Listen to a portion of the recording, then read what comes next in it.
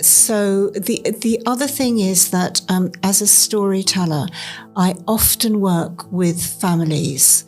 You have a huge age range in families, even amongst siblings. And the thing is that we have all once been children. So if you choose a story and you aim it at young children, but you tell it well, the adults are equally intrigued because children need attention from parents. And there is no way around that. If you substitute giving a child attention by just shoving them in front of a screen or giving them a mobile phone with no interaction, I'm not saying that films are bad or mobile phones are bad. What I'm saying is that there has to be an interactive process.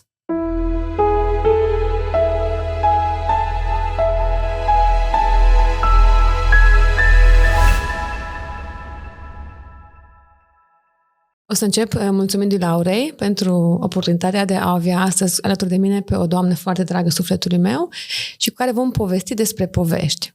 So, Sharon, I'm delighted and honored to have you here with me in Timișoara. I'm very happy you accepted my invitation to have this podcast made for the parents who are listening. Could you please tell us more about yourself? What I can say about you is you are exceptional therapist, a teacher I'm looking up to, and most of all, I think you're an amazing person. Wow. I think that's going to be a hard act to follow. Well, first of all, I would like to say how delighted I am to be back in Romania because I have been visiting intermittently over the years. And I have been sharing my storytelling practice with teachers, with therapists, with educationalists, with parents. And I have been longing to come back. And finally, here I am.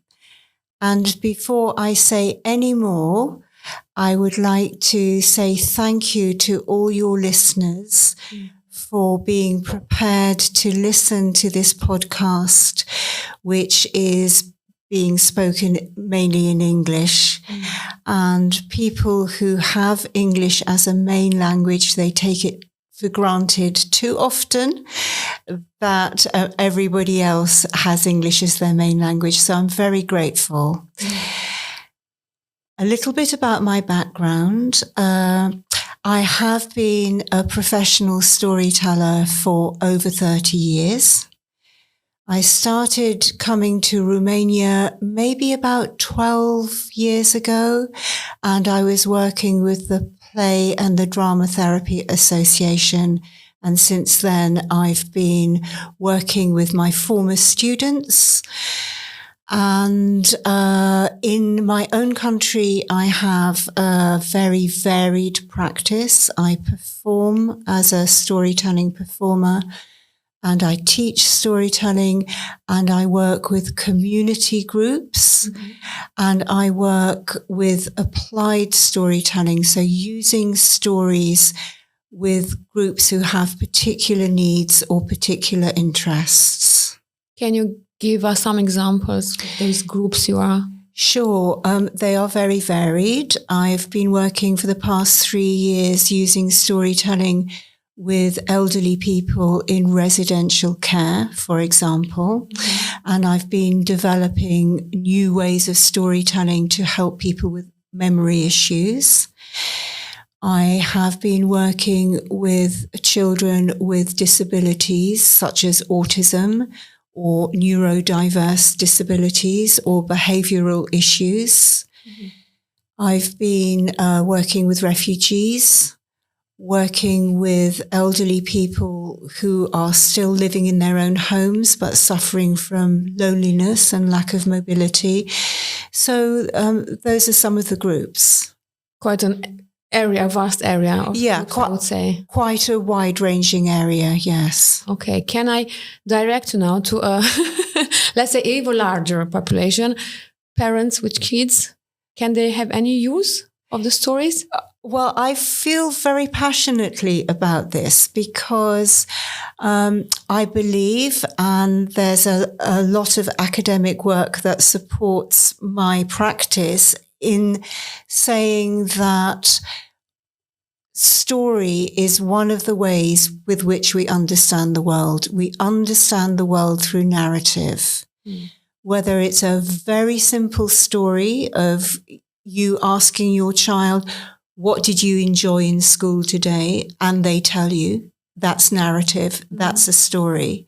Or whether it's a more complex story, which is perhaps not based in physical reality, such as a myth or a wonder tale. And we as people vary in what we listen to and what we tell, but it is a fundamental way in which we communicate.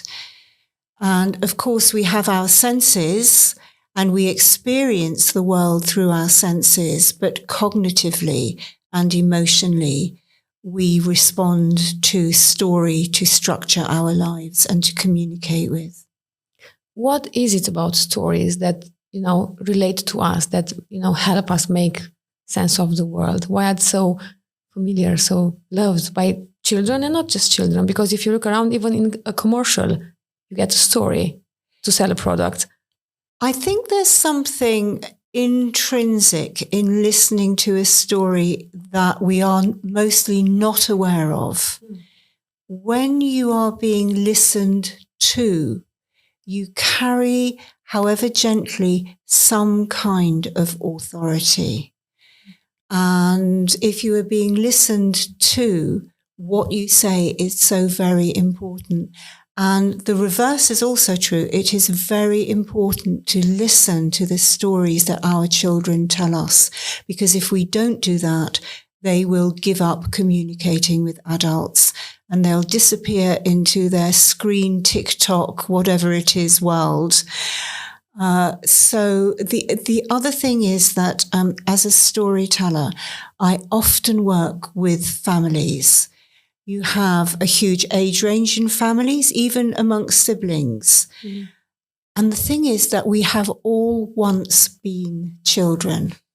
So if you choose a story and you aim it at young children, but you tell it well, the adults are equally intrigued. And very often with the families I work with, the adults have long stopped listening to stories or maybe even telling stories to their children. And the magic works on the parents as well.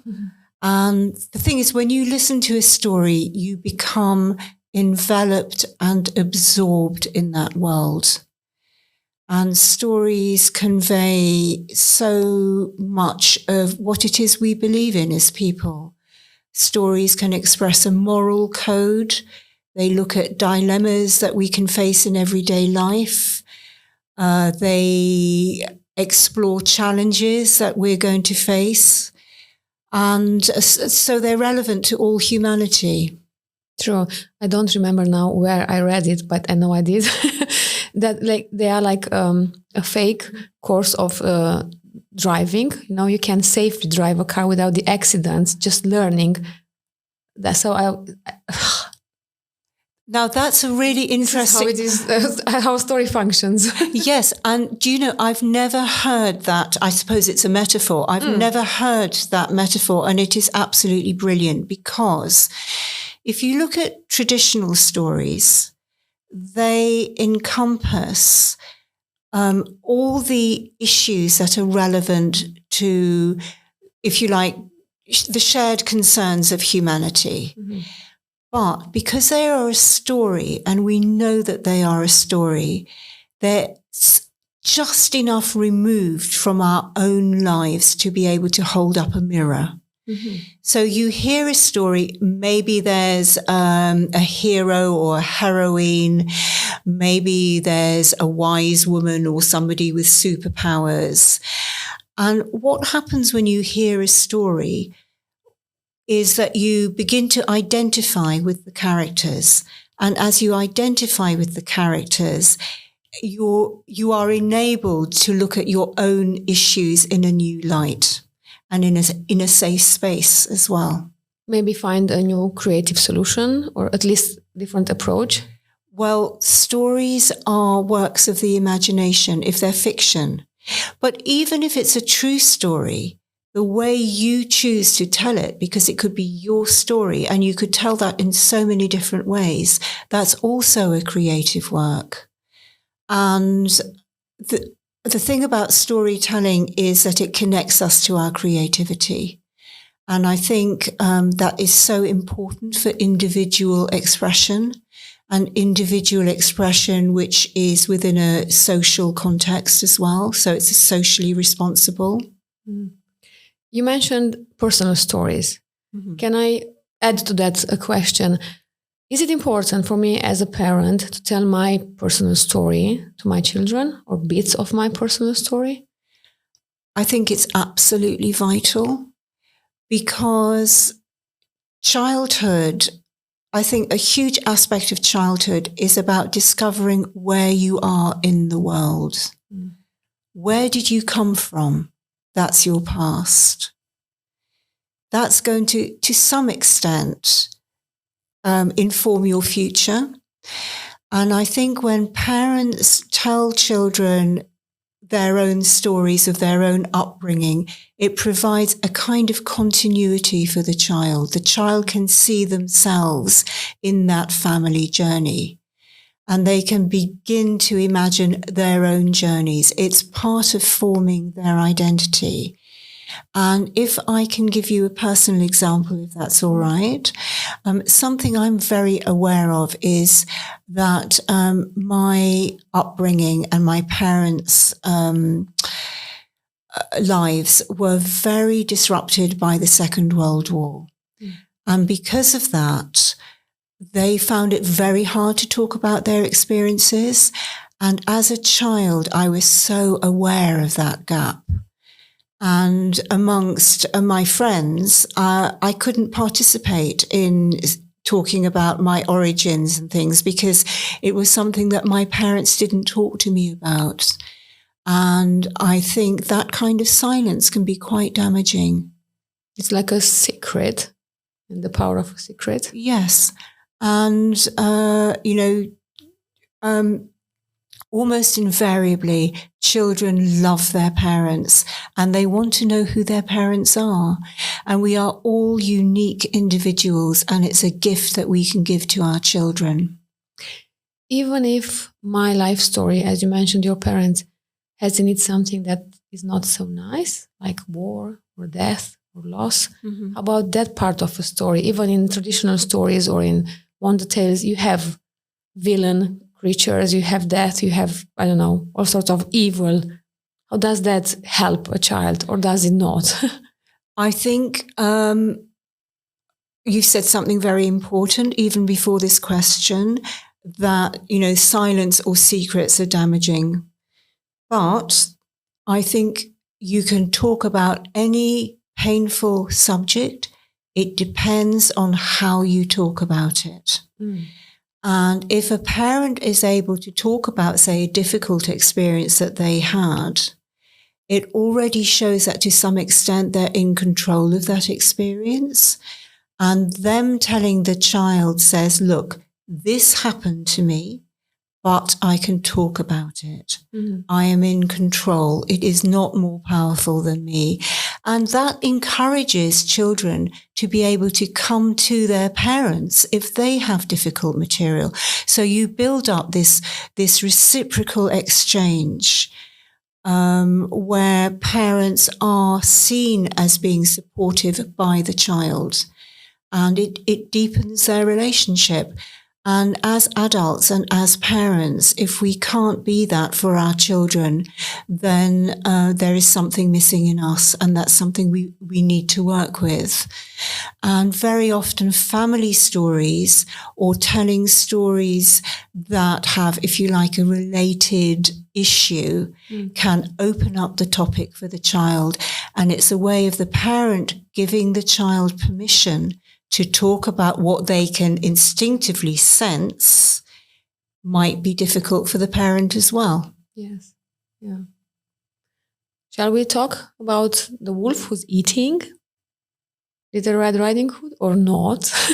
Shall we change the stories? As you know, in the recent years, they're trying to re-edit it, retranslate, republish, for instance, Roald Dahl stories in a non-offensive manner or so on. Right. It's, yeah. Well, I think that I think I have two reactions to this question. One is that everything does change in culture. You know, culture isn't a fixed snapshot, and attitudes change, and social behavior changes, and tolerance changes. Mm-hmm. Okay, so and that is good. Yes. And whether we like it or not, it's going to happen. We can have some influence on what those changes are and on the pace of those changes. But I would say that with scary stories, or stories that are a little bit disgusting, like some of the Roald Dahl stories, these, again, you see, I think these stories hold up mirrors to a world that, whether we like it or not, is frightening. Mm-hmm. Whether we like it or not, disgusting things are going to disgust us. And stories are a way of dealing with this difficult material. And I'm not saying that that should be the only kind of story you read, but that it is part of life. And I don't think whitewashing over it helps. Yeah. I think a balanced diet in literature, and a balance, whether it's written literature or oral literature, I think a balanced diet is what we need. But I don't think we should hide from things. Okay. You just mentioned written literature or oral one. Which one? Well, of course, we are oral storytellers, but also parents complain, I don't know how to tell a story. Can I just read stories to the kids? Are they working the same? Well, again, I'm going to refer to my own experience, because I come from a very literate family. We speak many languages. And I was read to as a child all the time. And I was a very early reader. Mm-hmm. I won't frighten you by saying how early I read. But there was no oral storytelling. It was all from literature. Mm-hmm. But that can be a start, you know. And I think it's great if parents read to children, or if children read to parents. But there's nothing that says that halfway through the story you can't put the book down and somebody can ask, whether it's the reader or the listener, and what do you think happened next? It's as simple as that. Because as soon as you start to answer that question, you're telling a story. And you don't have to think, I'm this wonderful storyteller. It just happens because we are wired that way. Ooh, you said something very important. How are we wired? We are wired to work with story. And sometimes people say to me, well, what is story? What is a story? And I've kind of distilled my version of a definition. And I would say that a story is a sequence of meaningful events. Mm-hmm. A sequence of meaningful events. And for me, it's a very simple sentence, but for me, the most important word in that is the meaningful. Mm-hmm. Because, of course, you can have random events and it doesn't make any sense. But what do those events mean to you? What do they mean for your family? What do they mean for your community? What do they mean for the wider world? And you have a lot of human experience caught up in that. And there is something else I'd like to say about storytelling. When I mentioned the wider world, I kind of remembered. And it's also partly to do with why I love working in Romania. And it's something to do with culture. Okay. And I would say that in my experience, Romania is a country which is experiencing very rapid change. And because I've been coming here intermittently, it's easy for me to see it because it's not insidious for me because I don't live here. And I think what can happen with very rapid change is that we can lose sight of our own culture, and stories convey culture.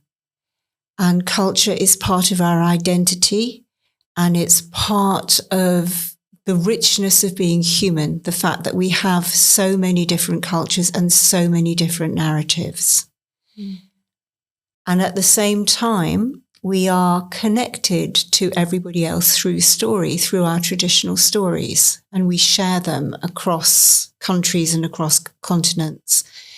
And I'm very concerned that countries which are rapidly transitioning from a very agrarian traditional culture to a more industrial, more homogeneous monoculture lose their cultural identity, which is such a precious thing and such a rich thing. And, you know, in this day of increasing ecological concern, when biodiversity is talked about so much, we need our biodiverse cultures as well. And it would be a terrible shame if we lost that because we forgot about stories. Yeah, I was thinking about a child who grows up knowing the stories of his family or just his story. You know, I think it's important to know, yeah, this is me, this is my story, but also I'm part of the biggest story of the family, of the community, of the culture, of the country. And when I'm teaching storytelling, I find it quite helpful to look at, if you like, what I call a narrative continuum.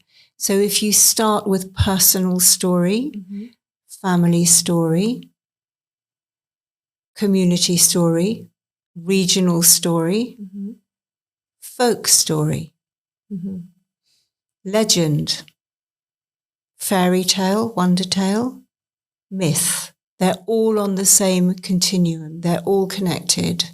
And they are all vital parts of our learning and what we carry with us and what we contribute to. But is there any point, maybe somebody can say, in making a child sit still and listening to a very long story? You know, in an era when everything is happening fast and the kids are very stimulated? Well, if I tell a very long story, and that, you know, we all have our different ideas of what a very long story is, you know, because the Greek myths would be told over several nights, or the Norse myth would be told over several nights. Okay, so if I'm, say, doing a storytelling performance for an hour for children, I don't have to make them sit down. They are there. They want to be there. They want to listen. It's the way you tell it. Yeah. So I think when a story is well told and well chosen, what you do for the listener is you open up a world for them where they can use their imagination. Okay. So you might say, well, what use is the imagination? You know, it's not going to put bread in the bread bin. But surely imagination is one of the things, the essential things that makes us human. Without imagination, we wouldn't have bread bins. We wouldn't have, we wouldn't have invented them. We wouldn't have discovered how to make them. We wouldn't have discovered how to make bread, how to make an oven. So, imagination, it's not really this kind of intangible nonsense. It's a vital part of who we are. And also, I was thinking about disciplining the attention span, the focusing, the language skills, and so on.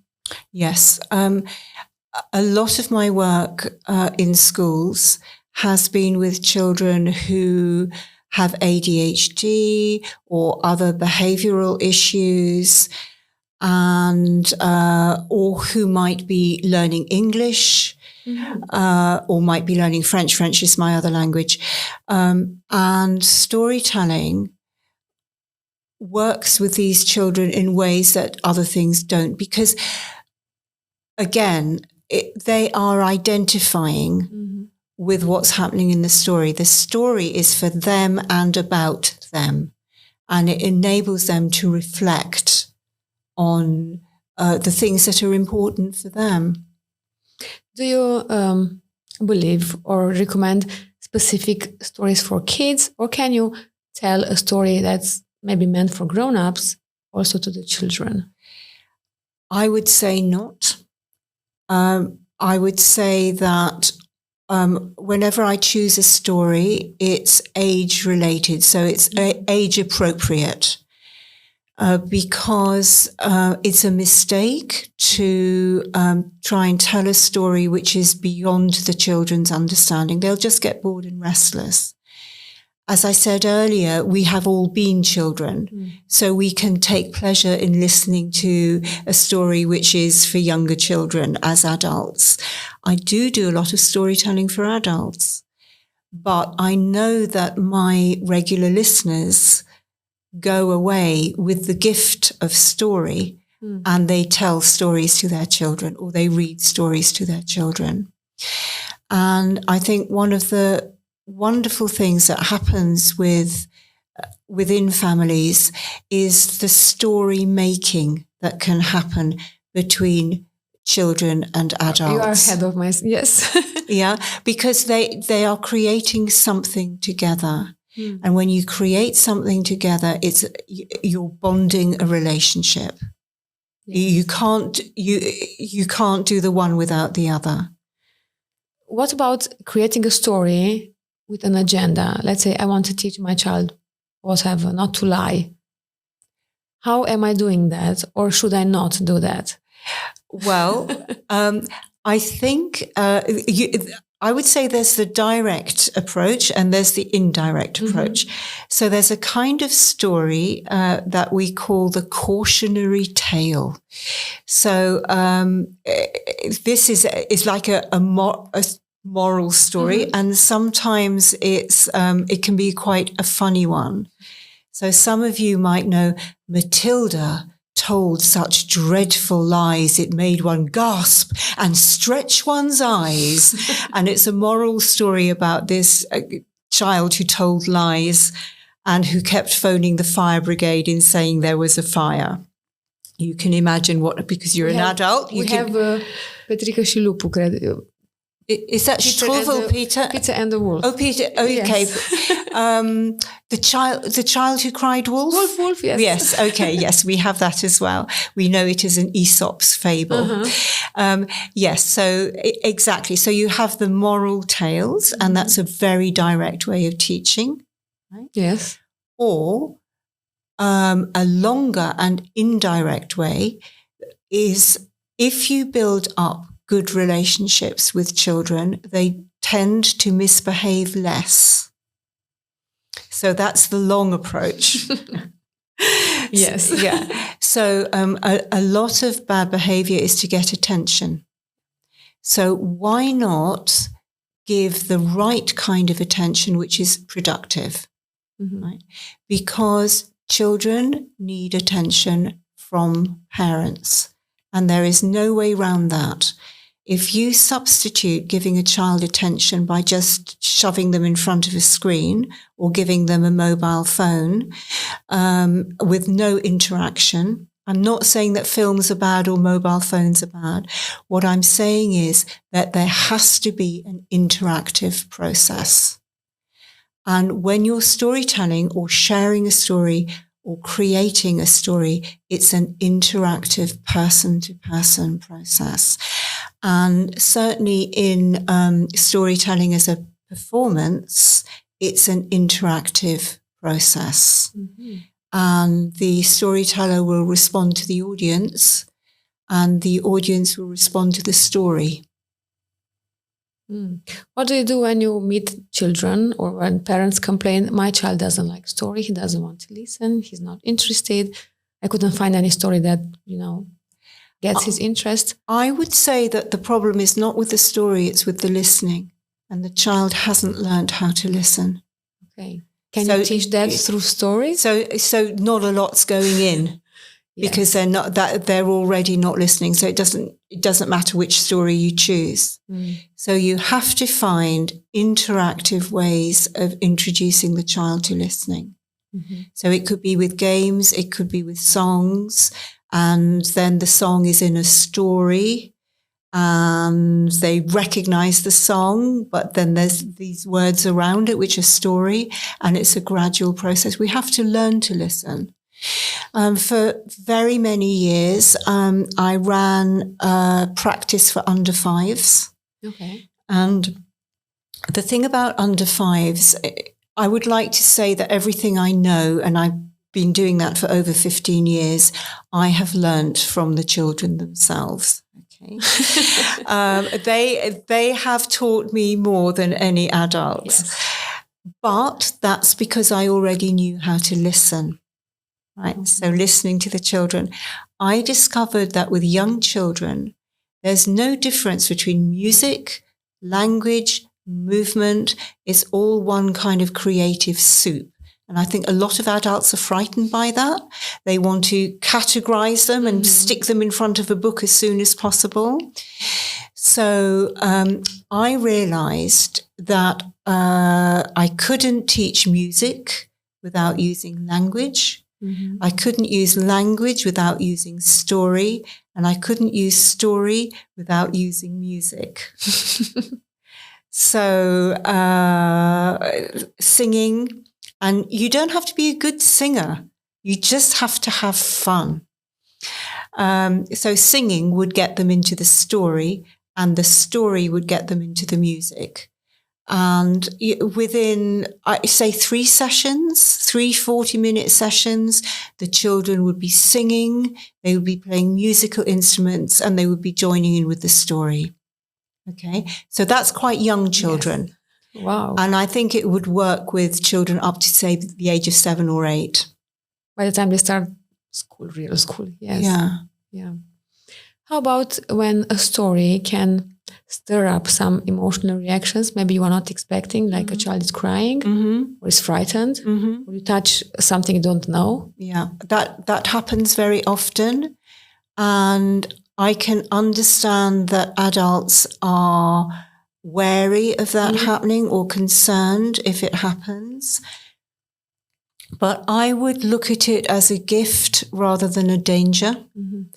Because I think what's essential is if that happens, and it will happen, and it's happened to me so many times, the first thing I recommend is that you acknowledge the child's reaction. Because then the child learns that it's okay to share if they're frightened, or if they're upset, or if they're angry, or if they've been bullied. Because if they can't share that with an adult, where are they going to go? And what are they going to become? And we as adults, we have to be there to support our children, whatever it is that they're going through. Because if we don't, it's only going to get worse. So I would say that the first reaction is to say, I can see this is very upsetting. And to reassure them with your own calm reaction, you can accept it and you can absorb whatever the child's reaction is.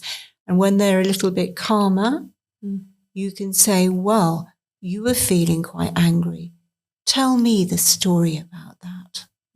What was making you angry? What did that make you think of?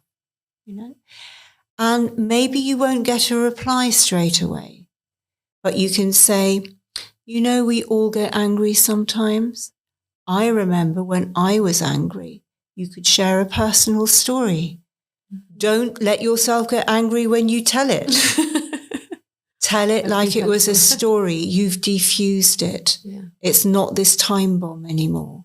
It's something you've experienced, you've got over it, you can share it. You're setting an example for the child. Stories are wonderful defusing device. And I've had quite some reactions in my work with children. How about when I grew up in a communist era, right? Where the stories were quite didactic. Yes. You know, every story must teach you something. Yes. Had a moral at the end. I think we as parents tend to be like that. You know? Every time teaching something, my child through a story. I think the kids can build up a defense against it. Can we? Yes, that's interesting. Actually, they can become resistant, Yes. and it's part of becoming independent. If you live in a very repressive regime, and of course there are very repressive regimes all over the world with all kinds of different names, you become resistant to that. But also your other faculties get suppressed. And, you know, why are we so frightened of imagination? Why are we so frightened of creativity and play? You know, it's part of our development. And I think also this kind of resistance is very closely linked to children discovering ways of becoming independent, and they want to do things their own way. And as long as doing things their own way isn't harmful to them or other people, why not let them discover? They could discover something that we haven't discovered. You know, the world has changed a lot since I was resisting my parents, you know. I think we are afraid of the chaos that creativity brings. That's what makes us scared of it. Yes. Yeah. But before this interview, we were discussing a colleague and somebody who's trained both of us. And I remember as a student, I was very chaotic. And this professor said to me, she was very insightful. She gave me an expression which makes me laugh, but I've never forgotten it. She said, Sharon, I'm not going to do an impersonation of her. She said, Sharon, abide with, that means stay with, abide with the chaos and meaning will emerge. It makes me think of the creation myth, actually. Yes. You know, and obviously all cultures have a creation myth. And I think in this part of the world, the creation myth, it starts with chaos. You know, there's nothing there, but a whole world emerges. So, you know, that is part of life as well. Abide with the chaos, yes. That's what happens when you start a child to create a story. Usually at the beginning it's a chaos. It doesn't have any meaning, any line, you know. But as you stick with it, as you abide with it, finally the child can create a story. And it can drive adults mad. But you see, children are learning about structure. Exactly. They're learning about structure in language. They're learning that walls are hard and that you can fall down stairs as well as learn how to climb up them. So, you see, we forget this, but so much of their world is about learning about structure. And that's what story gives you. You know, it gives you a meaningful sequence of events, and that's structure. Yeah. How about when a child identifies with the villain in the story? How about when he wants to be the bad guy? Because the parents, as a parent, they're like, why is he choosing to be the wolf, not the Cinderella, or why he doesn't?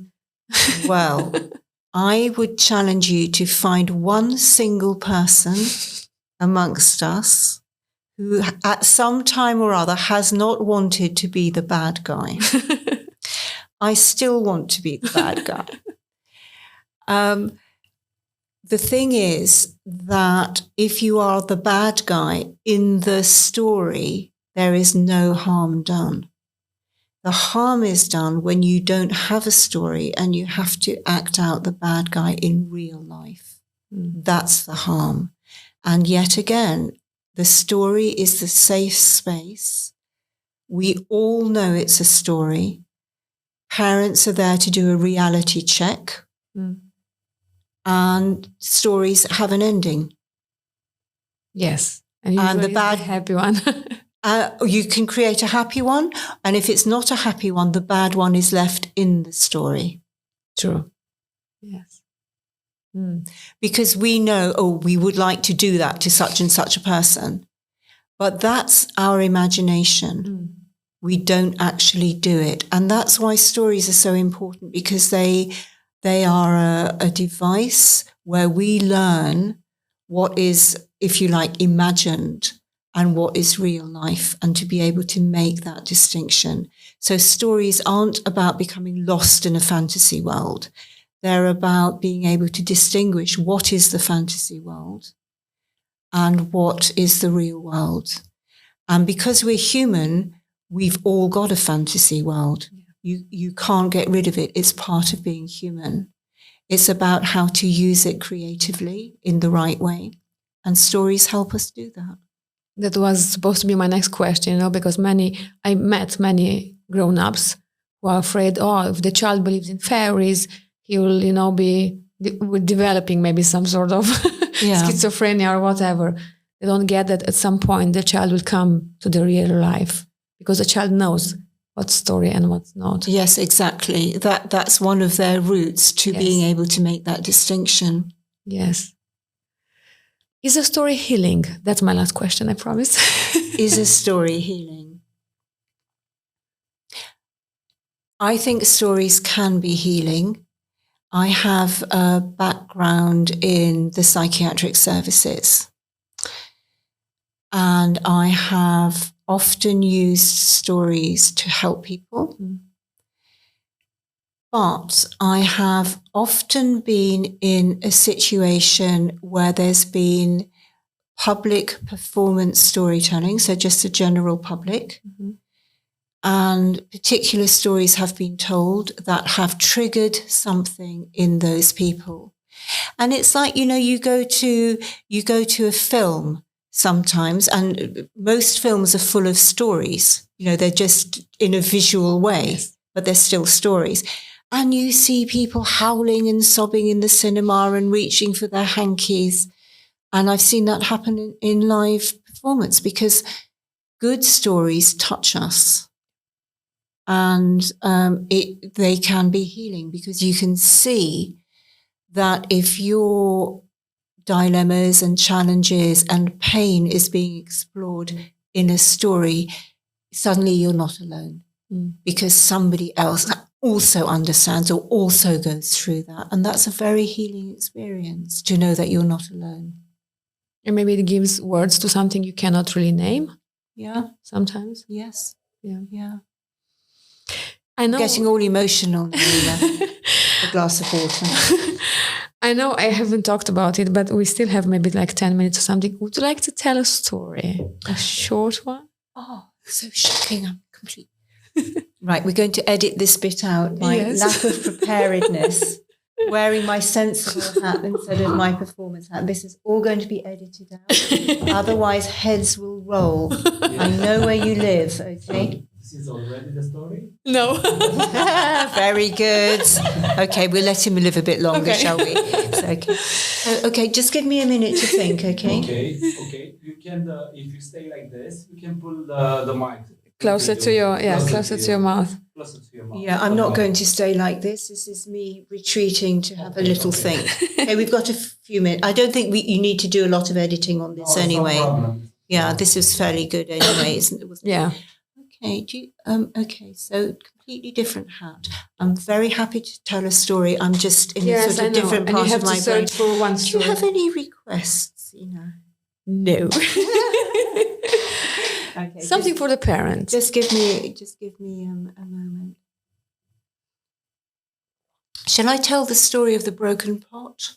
It's a very short story. Mm-hmm. Would that be a good story? I think so, yes. Because I think it's a very positive story, isn't it? You come up really quick with one.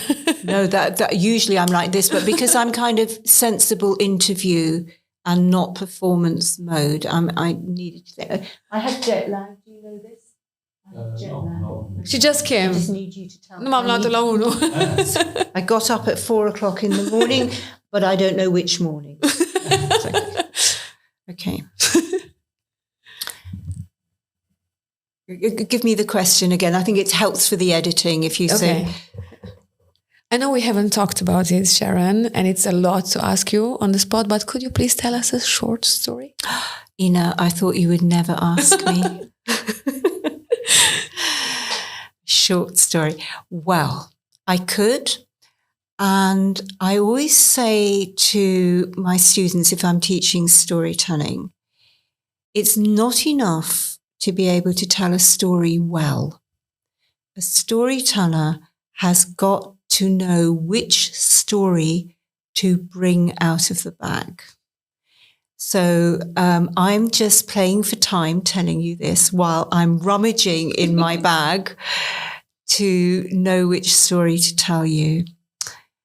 And nothing else has appeared, so I'm going to tell you the story that happened not so long ago that we can't remember, and not so far away that we weren't told about it. The story starts with a very poor man. And the only work he could find was to carry water.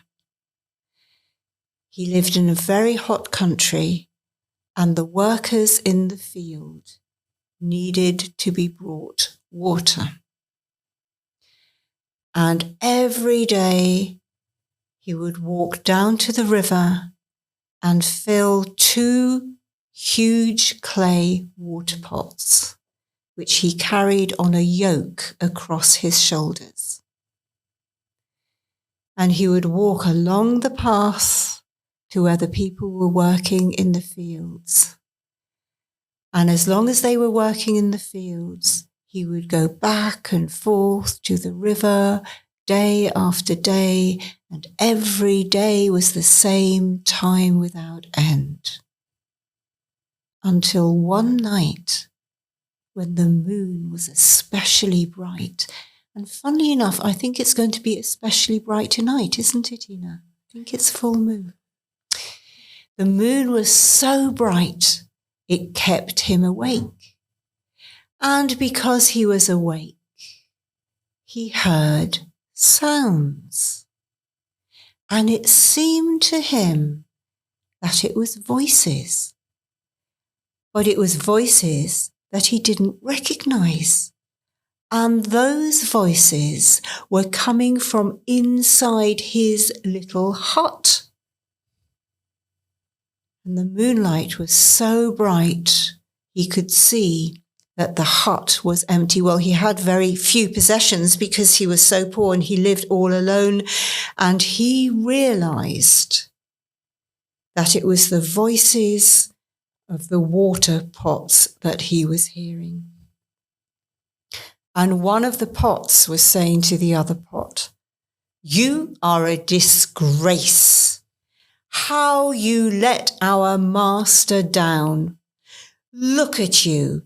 You're cracked from the rim to the bottom. Every time he dips you in the water, well, you leak. And by the time he reaches the fields, you're only half full of water. You should be ashamed of yourself."